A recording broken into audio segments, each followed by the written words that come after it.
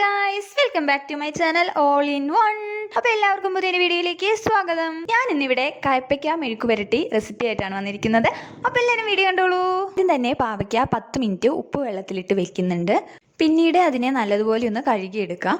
മെഴുക്കുപുരട്ടി ഉണ്ടാക്കാനായിട്ട് ഇതിനെ നൈസായിട്ടൊന്ന് അരിഞ്ഞെടുക്കാം. കയ്പ്പയ്ക്ക നല്ല നൈസായിട്ട് അരിഞ്ഞെടുത്തിട്ടുണ്ട്. ഇതേ രീതിയിൽ ചെറുതായിട്ട് വേണം അരിഞ്ഞെടുക്കാനായിട്ട്. പാവയ്ക്ക മെഴുക്കുപുരട്ടി തയ്യാറാക്കാനായിട്ട് ആവശ്യമുള്ളൊരു പാൻ എടുത്തിട്ടുണ്ട്. അത് ചൂടായതിനു ശേഷം കോക്കനട്ട് ഓയിൽ ഒഴിച്ചു കൊടുക്കുന്നു.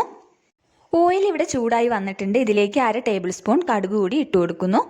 കടുകൊന്ന് മൂത്ത് വന്നിട്ടുണ്ട്. ഇതിലേക്ക് ഒരു 2 കറിവേപ്പില കൂടി ആഡ് ചെയ്ത് കൊടുക്കുന്നു. ഇനി വെച്ചിരിക്കുന്ന പാവയ്ക്ക ആഡ് ചെയ്ത് കൊടുക്കുന്നു. 2 പച്ചമുളക് കൂടി ഇതിലേക്ക് ചേർത്ത് കൊടുക്കുന്നുണ്ട്. ഇതിലേക്ക് ലേശം ഉപ്പും മഞ്ഞൾപ്പൊടിയും 1 ടേബിൾ സ്പൂൺ മുളക് പൊടിയും ചേർത്ത് നന്നായി ഒന്ന് ഇളക്കി മൂടി വയ്ക്കാം. ഇതിലേക്ക് ഇനി എക്സ്ട്രാ വെള്ളം ചേർത്ത് കൊടുക്കേണ്ട ആവശ്യമില്ല. അപ്പോൾ സംഭവം നല്ലപോലെ മുരിഞ്ഞു വന്നിട്ടുണ്ട്.